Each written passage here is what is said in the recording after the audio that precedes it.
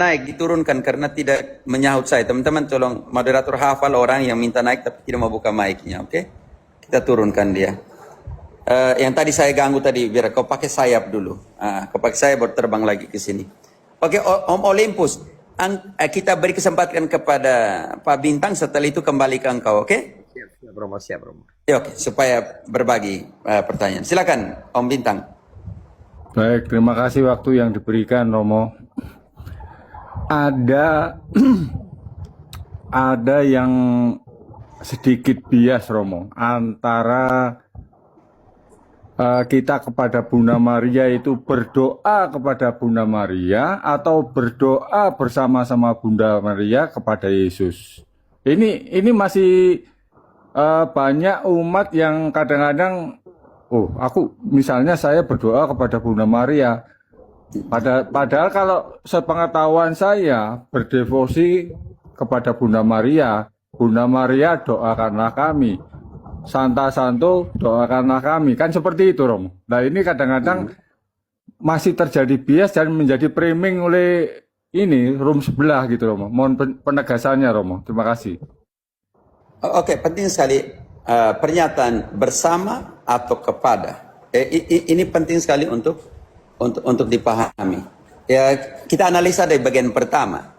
Apa yang dilakukan oleh para rasul sebelum hari Pentekoste, sebelum suksesi apostoliknya Matias. Oke, apa yang terjadi ketika Yesus naik ke surga dan para rasul pulang bersama dengan siapa mereka berdoa? Ini kata bersama dengan, ini pernyataan sangat biblis, oke? Teman-teman, pernyataannya sangat biblis. Nanti kita lihat nanti di kitab Ayub omong juga bagus tentang dua hal itu. Satunya kepada orang kudus manakah engkau akan pergi? Jadi bisa kepada, bisa bersama. Sekarang kita lihat kata bersama. Oke, Kisah 1, daftar para rasul dulu ayat 13 dan bersama dengan siapa mereka berdoa ayat ke-15. Bantu dulu Ginting. Kisah 1 ayat 13. Setelah mereka tiba di kota, naiklah mereka ke ruang atas tempat mereka menumpang.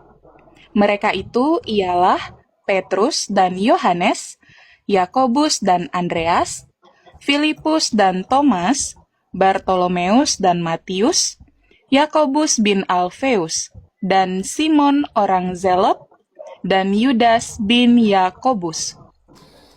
Mereka semua bertekun dengan sehati dalam doa bersama-sama dengan beberapa perempuan serta Maria, ibu Yesus, dan dengan saudara-saudara Yesus. Pertanyaan penting secara umum. Di situ engkau mengartikan dalam pengertian pertama. Bintang, bisa mengerti Pak Bintang? Berdoa Bersama-sama. bersama-sama. Sekarang kita bandingkan Ratu ke Ayub 5 ayat 1. Punya pendasaran biblis masing. Di situ ada dua statement yang punya pendasaran biblis. Ayub 5 ayat 1. Berserulah, adakah orang yang menjawab engkau?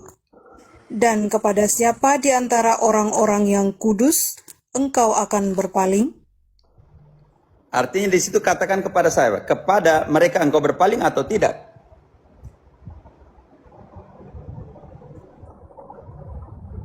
Pak Bintang, bisa mengerti? Tidak berpaling.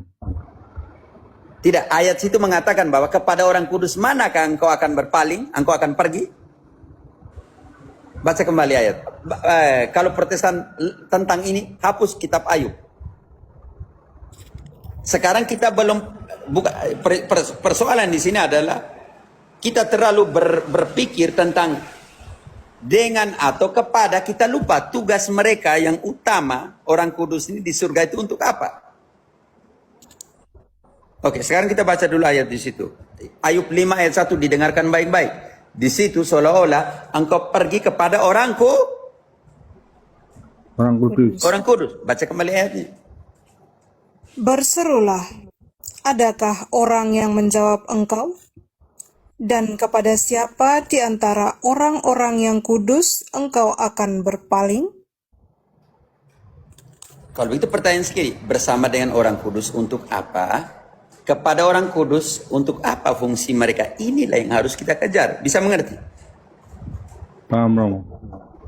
Kalau kita pergi begini, Bintang, supaya engkau tahu bahwa anakmu minta doa, dia pergi kepada engkau dulu atau tidak untuk mengatakan? Ya, kalau masih kecil ya kepada orang tuanya dulu. Supaya dia tahu didoakan apa. Karena itu sekarang kita lihat fungsi orang kudus untuk apa. Fungsinya untuk apa orang kudus. Oh, Wahyu 5 ayat 8, Wahyu 8 ayat 3 dan 4, Wahyu 5 ayat 8 baku bagi antara kalian berdua. Wahyu 5 ayat 8. Ketika ia mengambil gulungan kitab itu, tersungkurlah keempat makhluk dan ke-24 tua-tua itu di hadapan anak domba itu. Masing-masing memegang satu kecapi dan satu cawan emas penuh dengan kemenyan. Itulah doa orang-orang kudus. 8 ayat. 8 ayat. 8 ayat 3 dan 4. Maka datanglah seorang malaikat lain, dan ia pergi berdiri dekat mezbah dengan sebuah pedupaan emas. Dan kepadanya diberikan banyak kemenyan untuk dipersembahkannya bersama-sama dengan doa semua orang kudus di atas mezbah emas di hadapan tahta itu. Maka naiklah asap kemenyan bersama-sama dengan doa orang-orang kudus itu dari tangan malaikat itu ke hadapan Allah. Lanjut. Lalu malaikat itu mengambil pedupaan itu, mengisinya dengan api dari mezbah, dan melemparkannya ke bumi. Maka meledaklah bunyi guruh, disertai halilintar dan gempa bumi. Sudah, masalah pengertian. Jadi tugas mereka untuk apa? Kalau begitu. Menjawab sedikit pernyataan dari The King Hades. Dia bilang orang Katolik 10 ada di sini, 10 ada di sana. Bisakah Maria mendengarkan jutaan doa sekaligus dalam waktu yang sama? Mari kita membedah sedikit. Batas fisik, realitas keabadian dan nubuatan Simeon. Makna dari pertanyaanmu ada di sini. Bersama, kepada, lalu dengan pernyataan bersama dengan kepada, mengambigukan atau menghilangkan karakter dasar intersesi orang kudus. Bisa mengerti? Sedangkan doa orang benar di hadapan Allah, orang-orang kudus ini orang benar atau tidak? Pertanyaan saya. Orang benar. Kalau itu doa orang-orang benar di dalam Yakobus 1, Yakobus 5 ayat ke-16, doa orang-orang benar ini, sebelum kita bahas tema ini,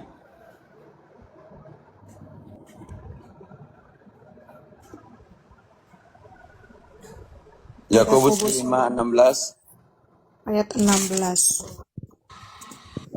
Karena itu, hendaklah kamu saling mengaku dosamu dan saling mendoakan, supaya kamu sembuh. Doa orang yang benar, bila dengan yakin didoakan, sangat besar kuasanya. Karena itu tugas engkau dan tugas saya. Tugas orang-orang benar yang sudah di hadapan Allah, Ibrani 12 ayat di surga ini, dari 22 sampai dengan 24, di situ kita akan, sampai 23 lah, 24 tuh kalau mau, kita akan menemukan penghuni surga.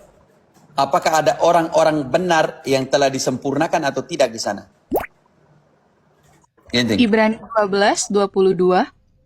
Tetapi kamu sudah datang ke Bukit Sion, ke kota Allah yang hidup, Yerusalem sorgawi, dan kepada beribu-ribu malaikat, suatu kumpulan yang meriah, dan kepada gereja anak-anak sulung, yang namanya terdaftar di sorga, dan kepada Allah, yang menghakimi semua orang, dan kepada roh-roh orang-orang benar yang telah menjadi sempurna, dan kepada Yesus, pengantara perjanjian baru, dan kepada darah pemercikan yang berbicara lebih kuat daripada darah Habel.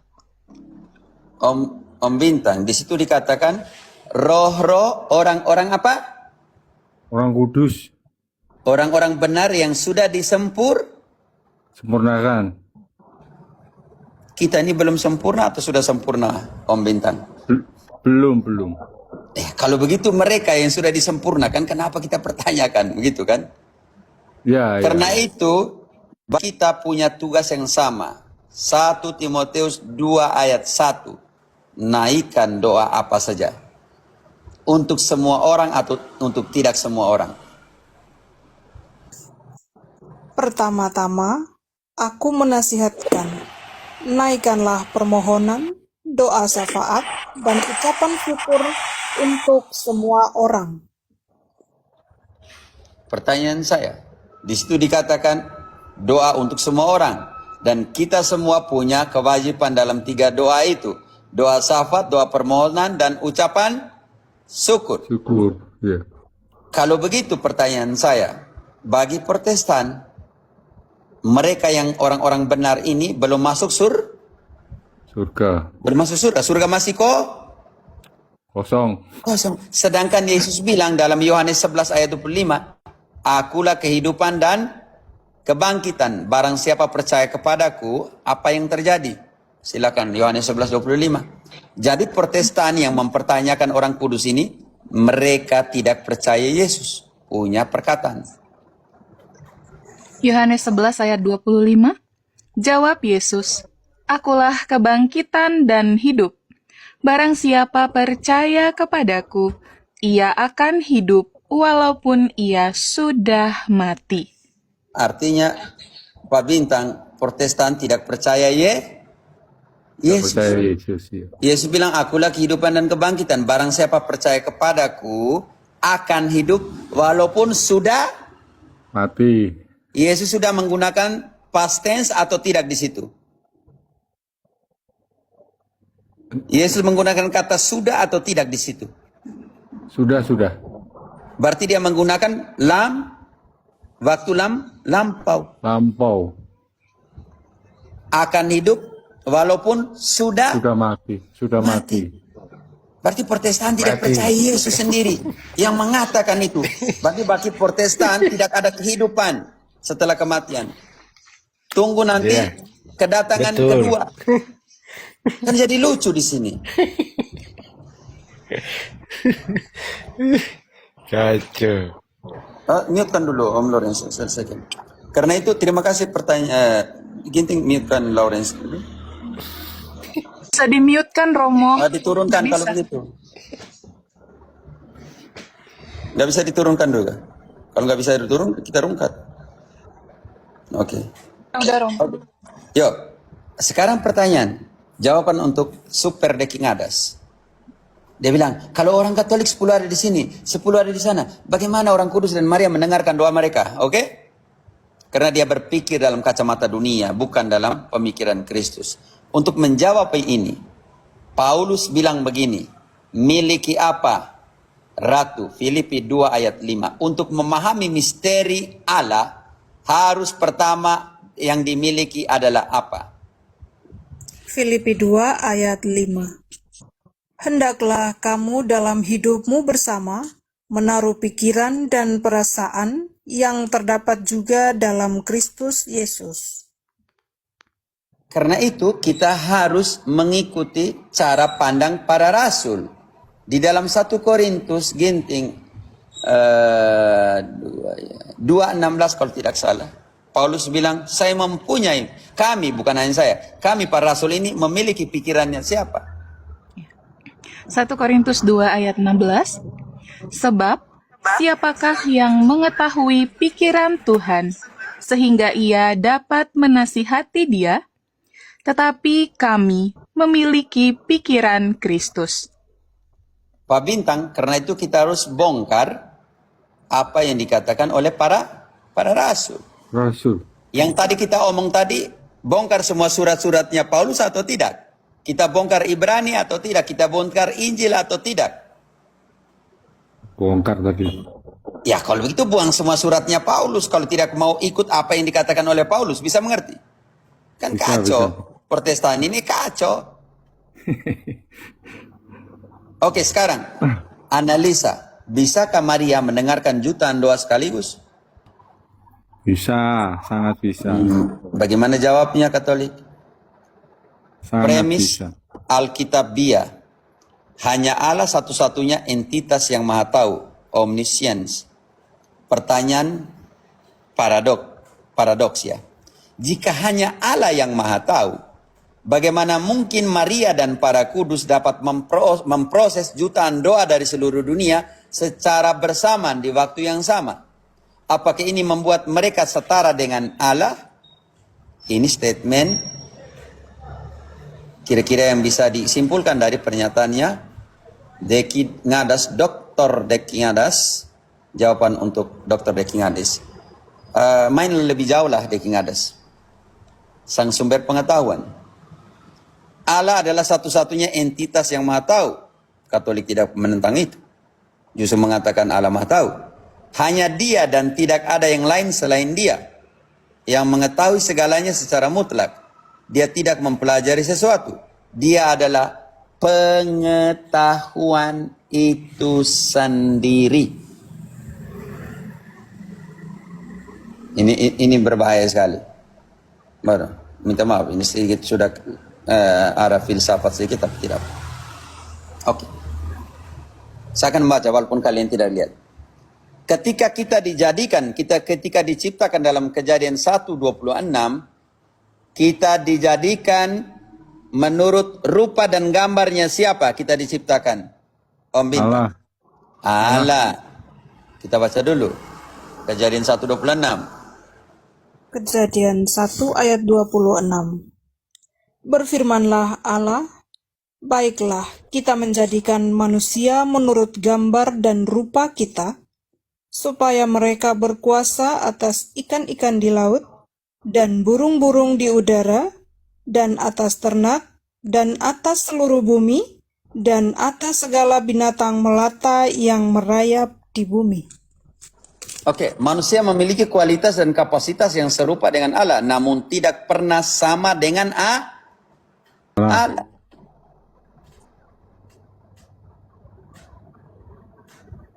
Yesus menjadi manusia, ini jadi persoalan besar yang agama lain atau apa yang berpikir bahwa Yesus jadi manusia berarti dia tidak Allah lagi. Makanya itu jawaban ada union hipostatika di dalam Kolose 2 ayat 9, tapi saya tidak mau ke sana. Contohnya di sini kita mau lihat saja ya. Dijadikan serupa dengan Allah. Kapasitas mengasihi. Allah adalah kasih yang tidak terbatas. Manusia mampu mengasihi, namun kapasitasnya tidak menyamai kasih Allah. Allah itu maha kasih, Pak Bintang. Sangat-sangat maha kasih. Artinya engkau tidak bisa mengasihi. Manusia bisa mengasihi tapi tidak sepadan Punya dengan limitasi, tidak sama, tidak mampu untuk sempurna seperti kasih Allah. Oke. Allah itu maha tahu. Ya. Tapi pengetahuan manusia punya limitasi dan tidak sempurna seperti pengetahuan Allah. Di dalam Kejadian 3, Tuhan larang jangan makan buah terlarang. Pengetahuan. Oke. Ada dua buah di situ, yaitu ada hidup dan pengetahuan. Yang kau jangan makan adalah Pengetahuan. Sekarang untuk selamat, Ginting bantu dulu 1 Tesalonika 2 ayat ke-3 dan 4, konsentrasi di 4. Jangan selamat bodoh. Selamat, tetapi juga sampai kepada pengetahuan. 1 Tesalonika 2 ayat 3. Sebab nasihat kami tidak lahir dari Timotius, maaf Nona, maaf. Ya, Romo, 1 Timotius 2 ayat 3. Itulah yang baik dan yang berkenan kepada Allah Juru Selamat kita, yang menghendaki supaya semua orang diselamatkan dan Dan memperoleh pengetahuan akan kebenaran. karena Allah Maha Tahu, berarti kita tidak boleh berusaha untuk mengetahui, untuk mencapai pengetahuan. Pak Bintang, larangan. Karena Allah Maha Tahu, jadi kita tidak bisa mencapai pengetahuan. Boleh, boleh. Boleh. Kalau itu, kalau memang begini, Deking Adas tidak boleh belajar teologi. Teologi artinya pengetahuan tentang Allah. Kan jadi lucu. Kapasitas mengetahui Allah. Aduh, karena saya mungkin ini TikTok tuh, karena saya kasih ke belakang, jadi makanya teman ada yang bisa buka kameranya, karena kalau tidak bisa lanjutkan. Di sini Christian, ada di sini Christian? Christian? Semacam. Ada Romo, halo Romo. Oke, ada yang bisa buka kamera kah? Karena kalau saya, Gue masuk. oh ya, mute dulu karena saya kasih layar belakang terus, jadi.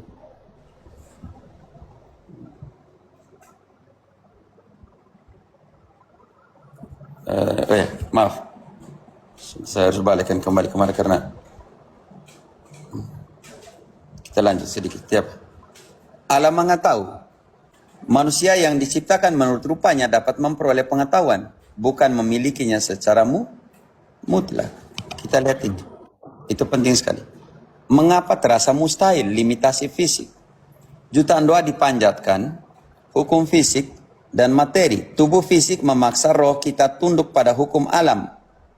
Satu tubuh hanya bisa menempati satu ruang. Kalau kita pakai analisa seperti ini, seperti Deking Adas, tidak ada masalah karena kita masuk di dalam ruang fisik dan materi. Realitas sekuensial waktu, kita hanya bisa memproses satu hal di satu tempat pada satu waktu. Karena cara berpikir Deking Adas, pendeta Deking Adas dalam limitasi fisik memang sangat mustahil.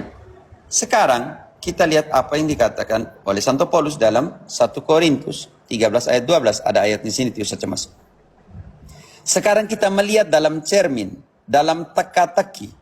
Nanti kita akan melihat dari muka ke muka. Sekarang aku mengenal secara parsial, sebagian saja ya.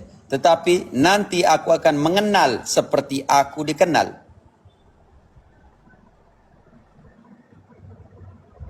Bantu dulu. 1 Korintus 13 tapi baca dari ayat 11. 1 Korintus 13 ayat 11.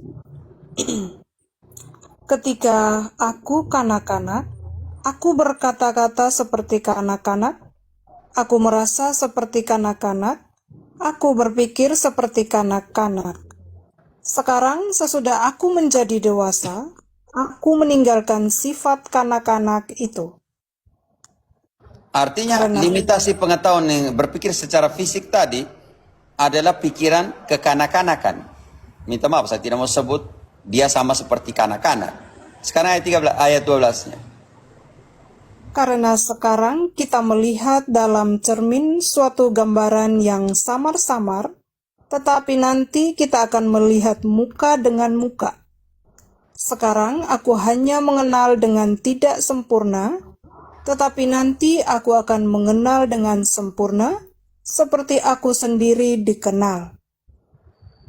Keterbatasan kita saat ini bukanlah ukuran dari kapasitas rohani kita di keabadian. Pendeta Deking Adas, baca ayat ini dan buatlah eksegesis yang baik tentang pengetahuan ini, oke? Hukum materi versus realitas surgawi.